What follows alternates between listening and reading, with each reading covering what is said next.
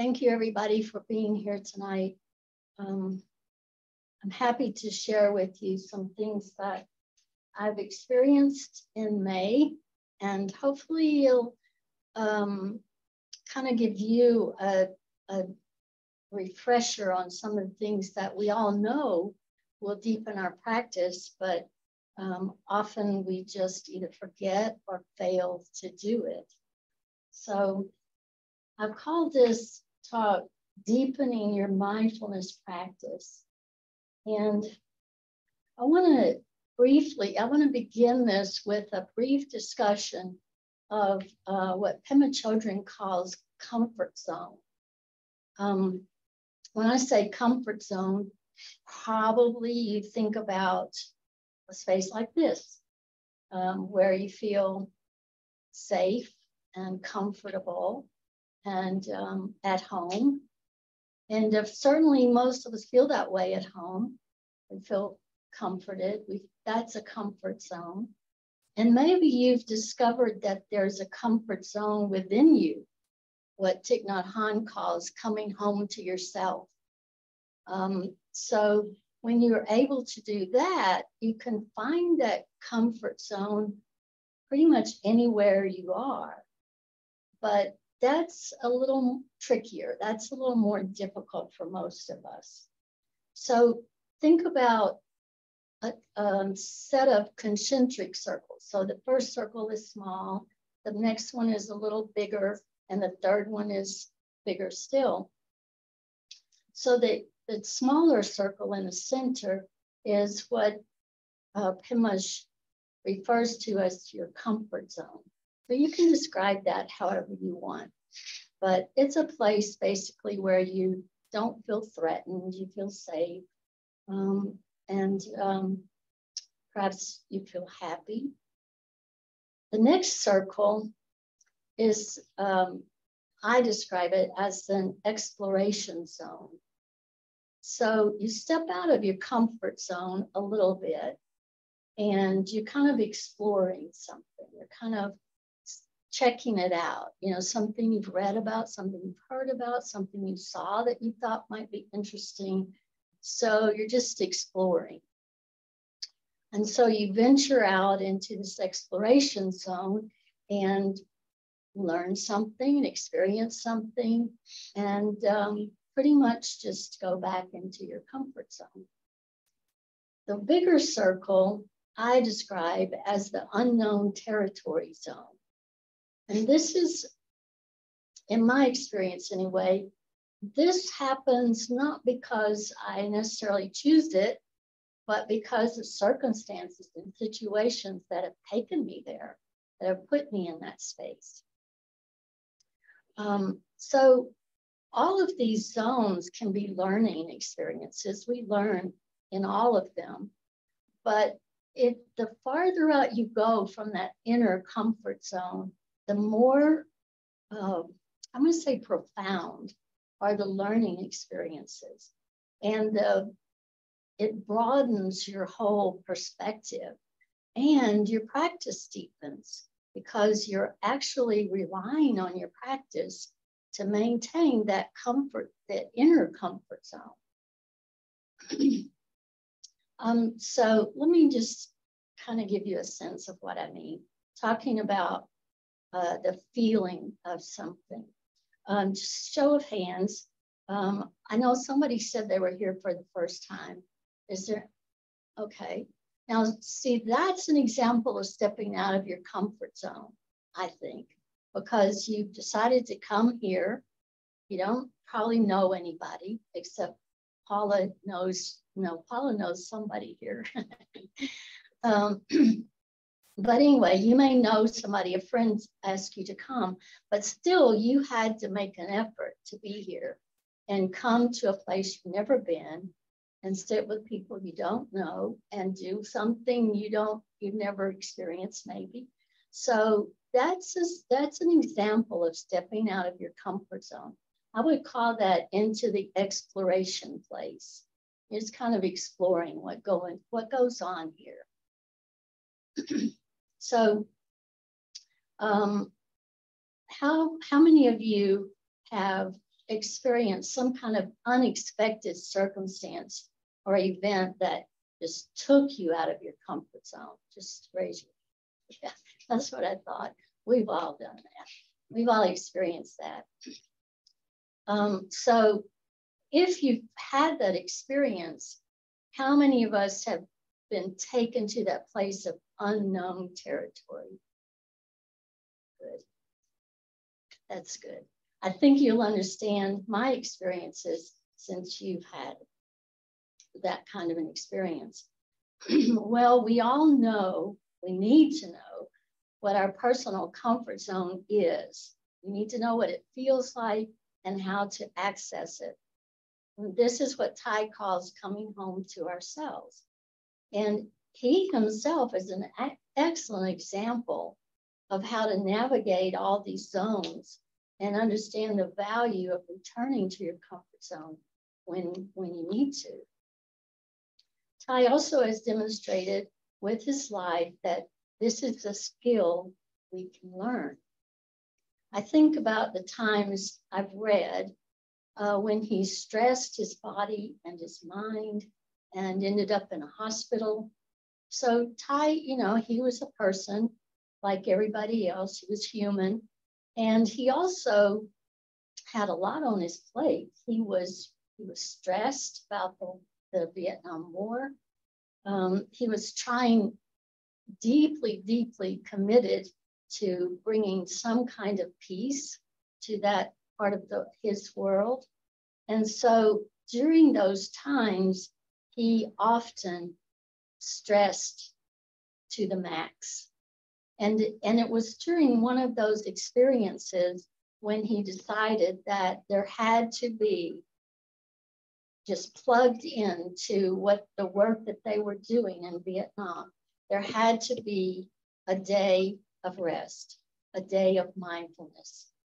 And so when they began practicing that, everybody felt a little bit more restored. But he had to find out how to experience that for himself. And then his experience helps us to see how we can do it. We can all learn to do that. The Buddha went through this process too. He left a very comfortable life of privilege and sought many different forms of enlightenment. Some of them very harsh. The last practice that we've read about it, that we heard about, was the one that actually took him to the brink of starvation, the brink of death. I think I'm just imagining that was the experience that I'm kind of thinking the Buddha said, now this doesn't work. What will work? And so he decided, I think, to just sit down, just stop searching, just sit and kind of check in with himself. He had to come home to himself to find the way to end his personal suffering and eventually to share with us how to do that. So during most of May, I was thrust into the unknown territory zone. I was in a completely new environment, new housing arrangement, a borrowed car, a long daily drive in unfamiliar territory, hours in a hospital, relying on people I had never met, and the list goes on. I was able to access my comfort zone to some extent while I was in this unknown territory. But now that I'm home and surrounded by familiar people and familiar routines, I've had a chance to reflect on my experiences in that unknown territory. So I want to share some of the things that deepened my mindfulness practice. And most of the items on my list are things I already knew intellectually, and I bet you do too. But I had not embodied these practices. They were not a part of how I was being. They were just something up here that said, oh yeah, that's right. But I hadn't really learned to live it. So as a result of the time in that unknown territory, my practice grew from something, like I said, I knew, and it became a way of being in the world. So I made a list, and I don't think this is a comprehensive list, but it's probably enough to talk about today.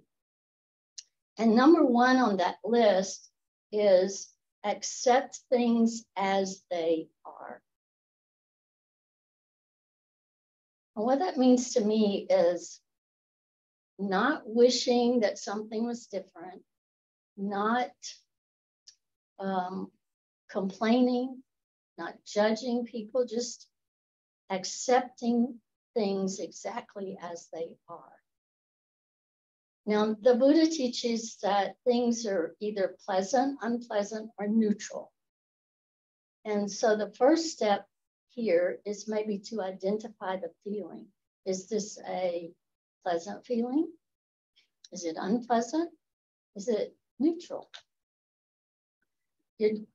This is a way to step out of, I think, to step out of the opinion making and to say, what's happening here? What is happening in me in this situation?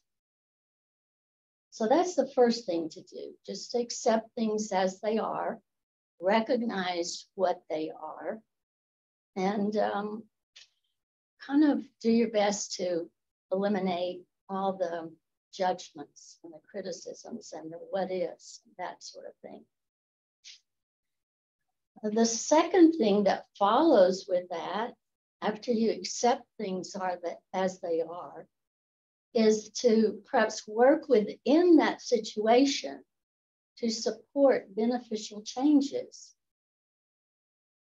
For instance, if you're in a situation where things are pretty pleasant, is there a way to share that pleasure?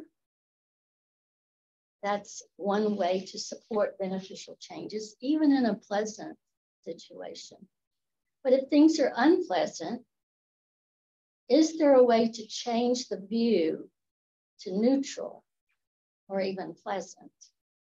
If not, if you can't find a way to shift it, can you accept and remember the truth of impermanence?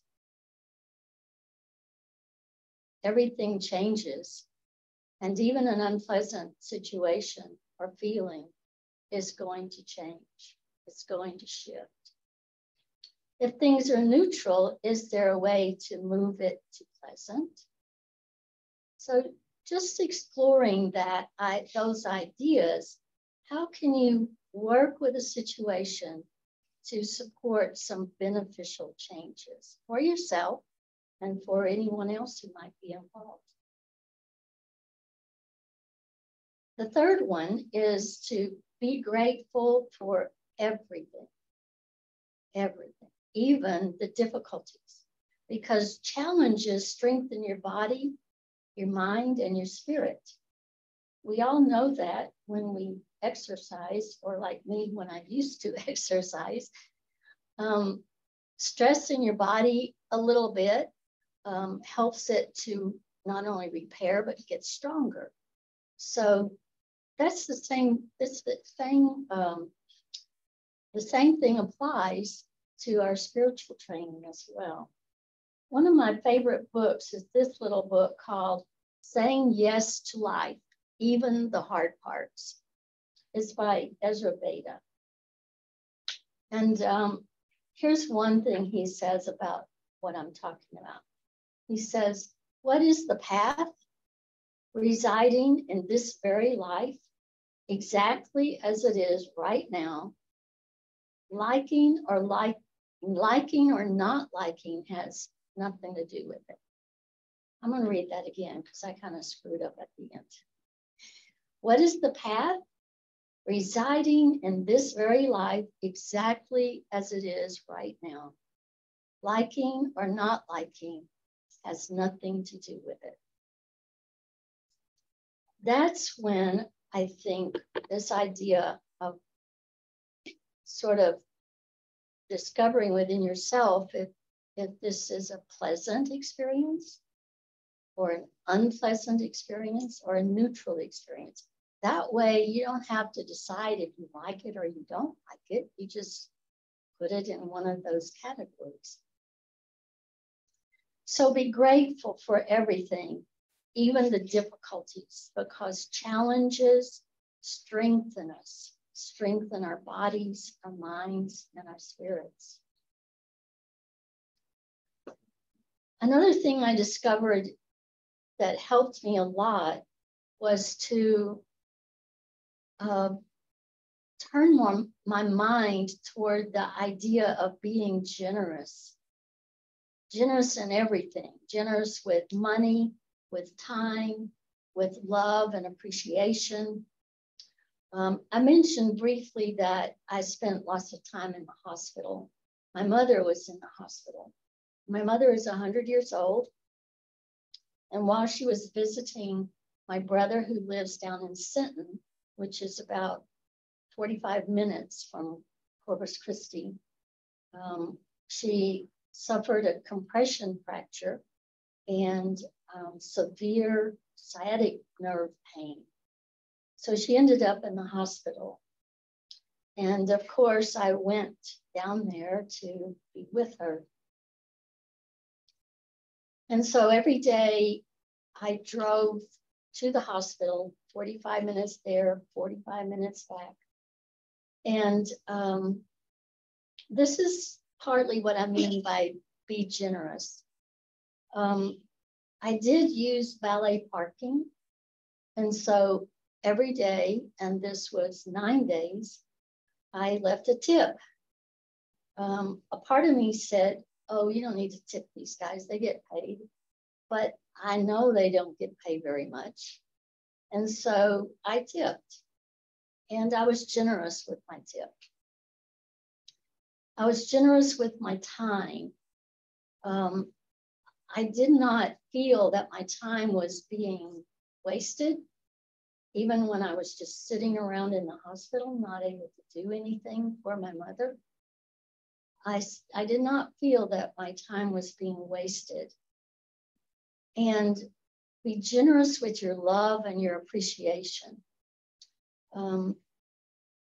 Sometimes it's difficult to appreciate a circumstance in which someone you love is suffering and there's nothing you can do about it. But I learned to appreciate the people that were helping a lot. That's one of the things I talked about when I said I was thrust into this unknown territory, relying on people I had never met. And remembering to show my appreciation for the help that they were giving and the attention they were giving.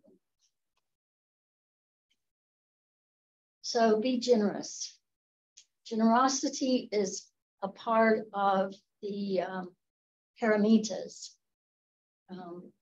They're called the perfections. Generosity is one of those. Another thing that helped me tremendously was to remember this quote by Jane Hirschfield. It's very simple, and it's become a kind of a mantra for me. Everything changes. Everything's connected. Pay attention.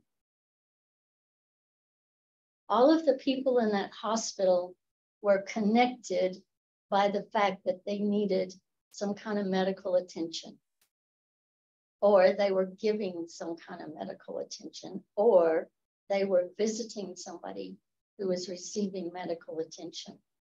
I could see that connection. I could also see my connection to the people I was driving on the highways with to and from the hospital. I could see my connection, my dependence on the people in the hospital cafe who fed me every day. And that was another example of kind of having to be generous with my money if I wanted to eat. But this quote, everything changes, everything's connected, pay attention, really, really helped. Another practice, I'll just tell you right at this point, my list has 14 things on it. And like I said, it probably could have contained more, but we are now on number 6. Do your best to always be kind. Sometimes that's difficult in a situation where you think you are not receiving the kind of attention or care that you need. But the quote from the Dalai Lama always reminds me of that. He said, when faced with a choice between being right and being kind, always be right and you will always be kind. No, always be kind and you will always be right. I knew I was going to mess that up. When faced with a decision between doing what's right and what's kind, do what's kind and you'll always be right. Apologies to the Dalai Lama. So being kind is not only to other people, but to yourself. Remembering to be kind to myself. It's a little bit akin to coming home to yourself, to realizing when you need a break, when you need water, when you need to eat, when you need to move around. It's being kind and recognizing the things that are going to support your own well-being. Number 7 is know that you are loved and supported. Even if you don't have evidence of it. I had evidence of it because I was getting messages from people in this community letting me know that I was loved and supported and that my mother was loved and supported. But even if I hadn't had those assurances, I can find within myself that place of refuge that knows that I am loved and accepted and supported. So that's a very important piece. It helps to release any anxiety or fear that might be arising. The next one is to look for humor in weird situations. Find something that's odd and funny. For instance,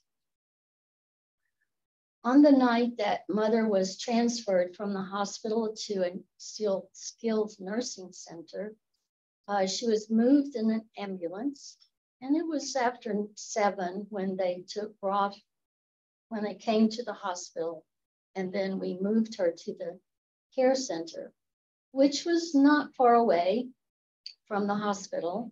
So it wasn't that difficult to maneuver, to program my phone, and it took me straight to the care center, no problem. But my situation changed when I left the care center, and now I was in a location I had not been in before, and I needed to go back to my brother's house.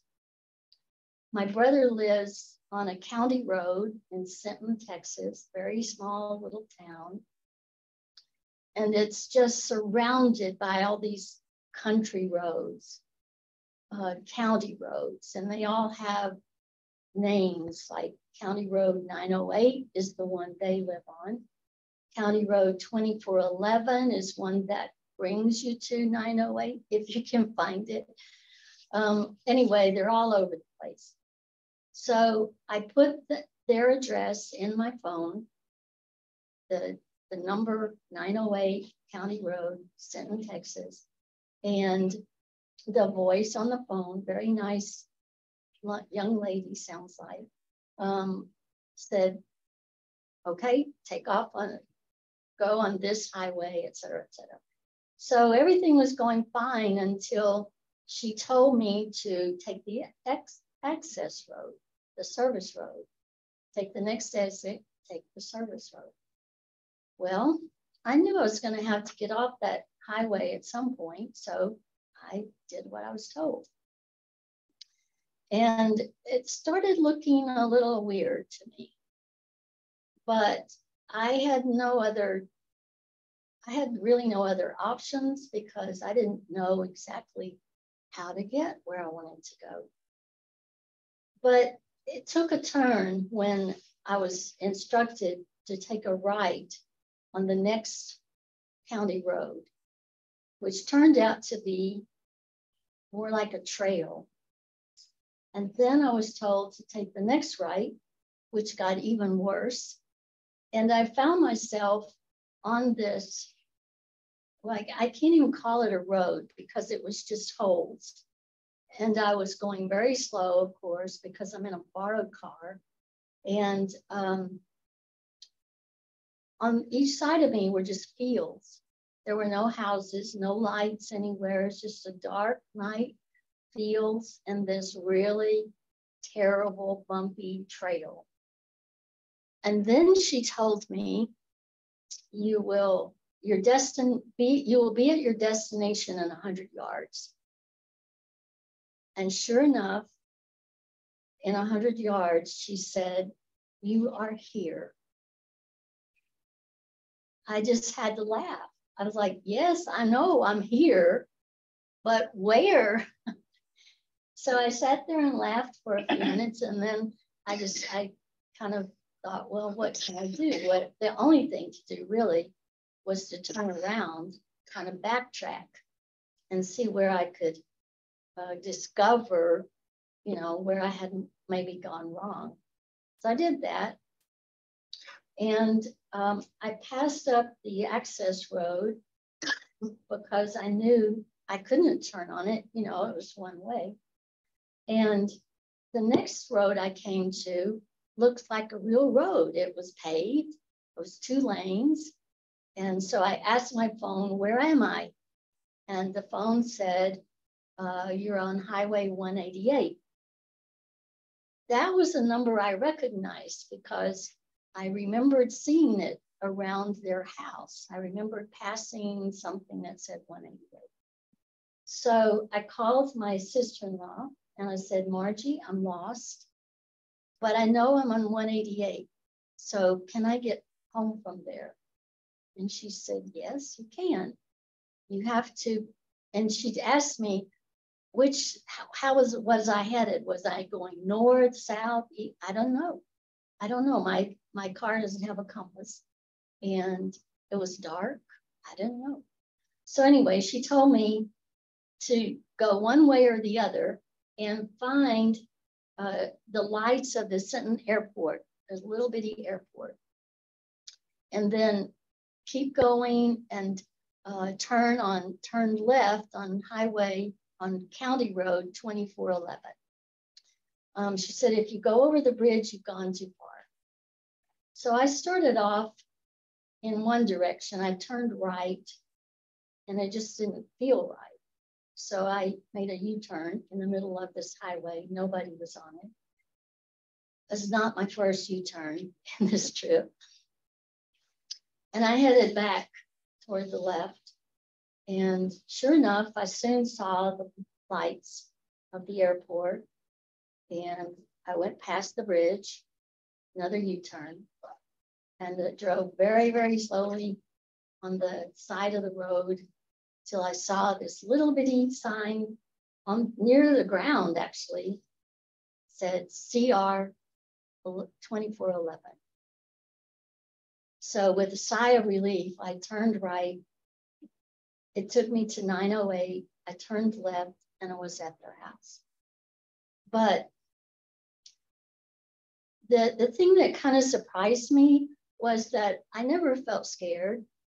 I never felt afraid in any way. Maybe because I had not seen any signs of life anywhere. I didn't think there was anybody gonna bother me. But mostly it's because I just knew I was okay. I knew I would be okay. And it was a good laugh. It was a good laugh. I'm a little bit suspicious now of trusting the GPS on my phone. But I know this is a tiny little town, and very probably Google has not been there to take pictures of all these little county roads. So look for the humor in the weird situations like that. Smile at strangers when you catch their eye, like in the elevator. I went up and down the elevator a lot. And sometimes I met people who were doctors or nurses or other aides. And I tried to find something that I could say, you know, like, how's your day going? Anything, just to be connected. And some people really didn't look like they wanted to be connected with, so I just smiled at them. Next is recognize and acknowledge when you are the recipient of someone's kindness. I was the recipient of a lot of kindness, the kindness of my brother and sister-in-law, the kindness of their daughter-in-law who loaned me a car, the kindness of the nurses in both facilities that Mother was in. And so, when I say recognize and acknowledge, I mean, tell them thank you. Thank you so much for looking after my mother.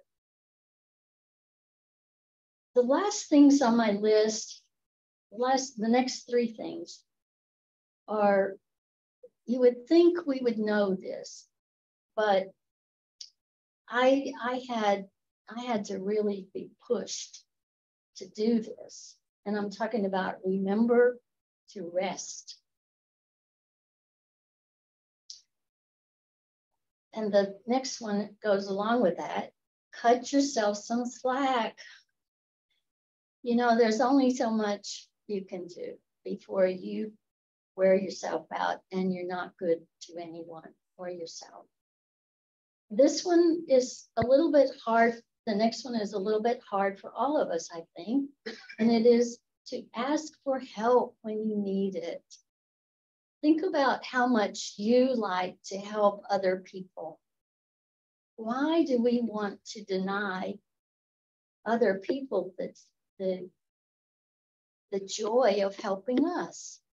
I don't know why that is, but I think most people have trouble asking for help when they need it. So I learned that very important thing. And last of all, everything will be okay. Everything will be okay. Which is the way my story ends. And thank you so much for listening.